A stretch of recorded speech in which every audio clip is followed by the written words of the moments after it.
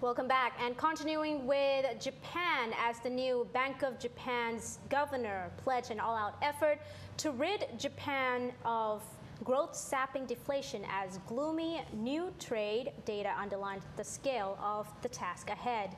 Now, Haruhiko Kuroda, a finance veteran who backs the aggressive easing measures to drag the world's third largest economy out of its malaise, told Prime Minister Shinzo Abe that he would do his best to help right the world's third largest economy to pull Japan's economy out of deflation.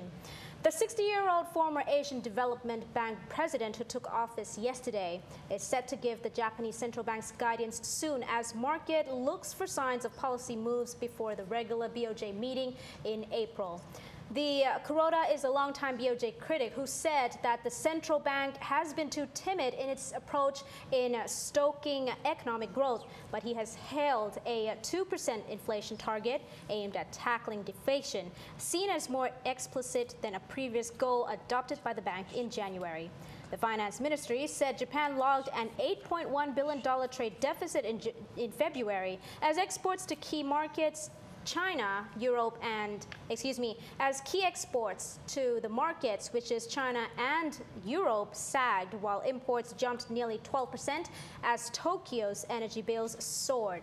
And also, the data also highlighted the need for more aggressive easing in Japan from a revamped BOJ. And now let's take a look on China as the world's second largest economy anticipates a breakthrough in energy talks during President Xi Jinping's visit to Moscow this week, an achievement that may strengthen ties between the two neighboring countries. According to Vice Foreign Minister Cheng Guoping, China wants to sign an agreement on a natural gas pipeline during Xi's three-day trip starting tomorrow.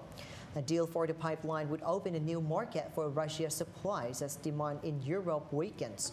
That and other agreements during Xi's visit may boost relations as Russia and China seek stronger alliances to counter what they see as U.S. efforts to exert more influence in the Asia-Pacific and the Middle East. The state visit to Russia is part of a trip in which Xi will later head to a BRICS summit in South Africa. A deal on a gas pipeline would bring to fruition a decade of talks to supply as much as 68 billion cubic meters of gas a year to the world's second largest economy. Meanwhile, there is a different tone from OAO Gazprom chairman Viktor Zubov, who said that talks with China are difficult because of disagreements over price for natural gas China wants to buy. Analysts, including VTB Capital's Dmitry Lukashov, expressed less optimism than Chen about the possibility for a major deal, and in a note to clients yesterday, analysts led by Lukashov said they don't expect a final contract in the near future. And in a related development, Xi and President Vladimir Putin may move forward on defense-related deals for Russia to transfer technology for aircraft and jet engines. Both countries are wary of the U.S. stance on Syria's conflict and Iran's disputed nuclear program. On to a different subject. Arizona lawmakers says that the global economy is on a precipice of financial ruin and that the U.S. dollar could soon be worthless than the paper used to make it, turning to invest in gold for safe haven assets. The state's lawmakers are pushing a legislation that would declare privately minted gold and silver coins legal tender, much like the U.S. dollar printed by the Federal Department of Treasury. It also reflects a growing distrust of government-backed money. The bill, which advanced in a 4-2 vote by a House committee on Monday, states that gold and silver should be legal currency, not subject to tax or regulation as property. The bill would let people use the precious metals as money as long as businesses agree to take them. If made law, it would take effect in 2014.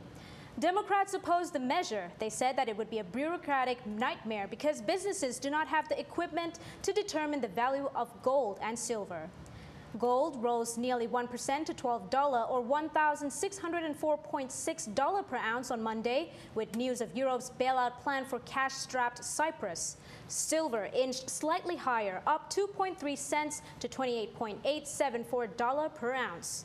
Now, proponents of this shift to the gold and silver argue money paper is now too vulnerable to government manipulations. The policy of quantitative easing is currently being used by all major central banks, namely the Federal Reserve of the United States, the Bank of England, and the Bank of Japan. And now we are up for CEO talk on Sovico Holdings that will expand ASEAN business. We'd like to know your perspective on ASEAN as an investment destination, its potential, and how attractive is it? Well, you know that the ASEAN is not a big investment community. It now comprises the 600 million population. Total GDP of 2.2 trillion US dollars. So if in terms of one country, then I think ASEAN is the ninth largest country in the world. So for our perspective, I think that ASEAN is the very big market, almost half of the China market. So easily you can find laborers, especially cross-cultural laborers in ASEAN countries, and then young generations and hardworking, laborers and skilled laborers.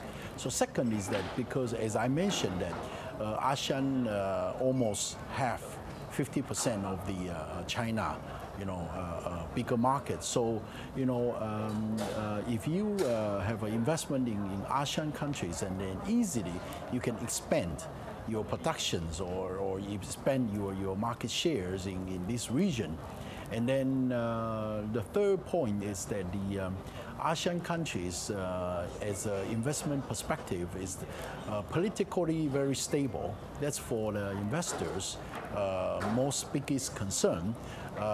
It's not like some other countries, they're changing the region, they're changing the cabinet, they're changing the government very often. So in terms of those perspectives, with a cheap and skilled cross-cultural multinational labor, plus the potential for the market expansion, production expansion, and then with the political safety. So I think ASEAN is always a good destination for investors.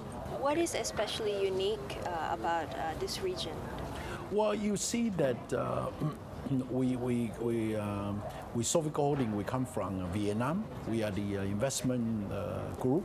So we especially look at the ASEAN countries, especially for the our real estate investments expansions. And as you know that now in ASEAN countries still have some countries that is not developed well. So for example, like in Cambodia or like in Laos or in some other countries. So we are thinking to expand our real estate portfolios to those less developed countries and looking for more opportunities. And the second, I think it's regarding mining and oil and gas.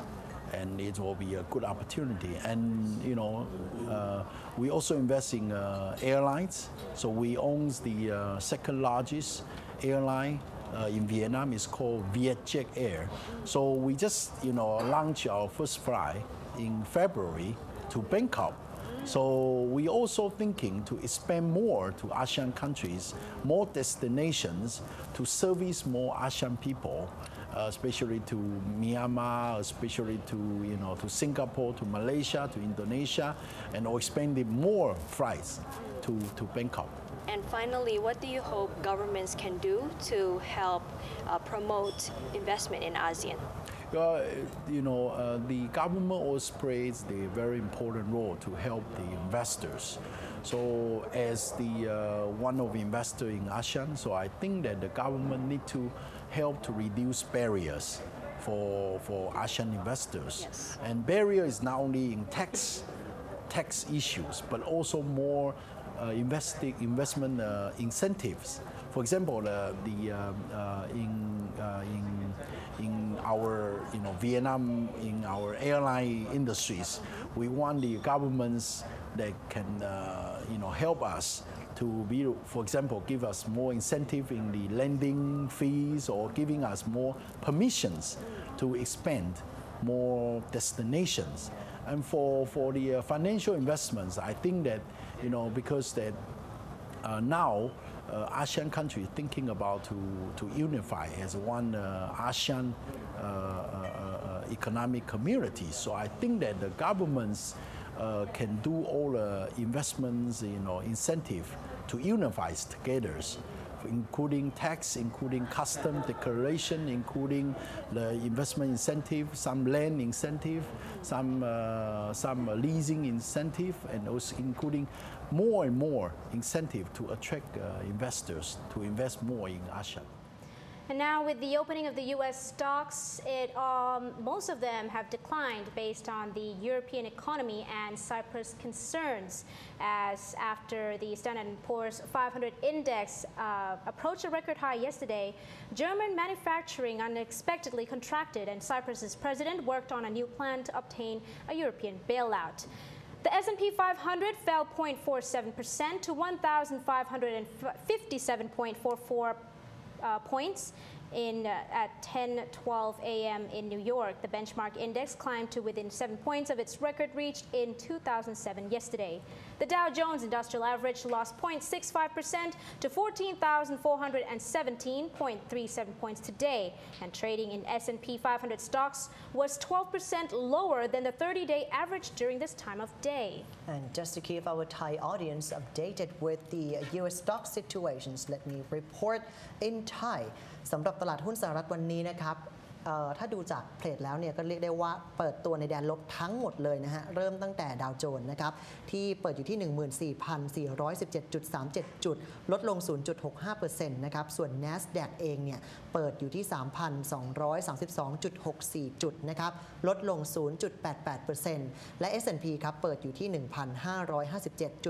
1,557.44 จุดลดลง 0.47% ครับAnd that wraps up this edition of Asean Business Report for tonight. Thank you for watching, and tune back in again every 9 till 10 p.m. on weekdays on Krungthep Thurukit TV. I'm Juravi Gittasin. And I am Sathapat Phathong. Good night. สวัสดีค่ะ